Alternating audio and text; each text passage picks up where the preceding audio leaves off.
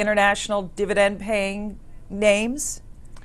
Yeah, we're not really so focused on whether they're paying a dividend or not. A lot of them are, but it's not particularly a high dividend yield portfolio. What we're looking for is companies that have high profitability across a market cycle, stable profitability, and low debt. So companies that would fit that criteria, things like Coca-Cola, McDonald's, Johnson & Johnson, Wal-Mart, Microsoft.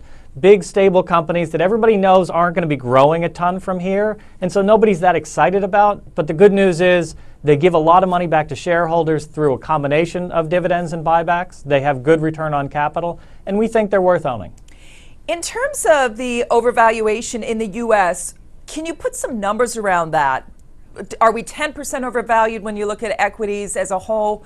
Should the S&P be dropping 10% from where it is, or 15%? Is there a way to quantify what looks at a more fair value in your eyes?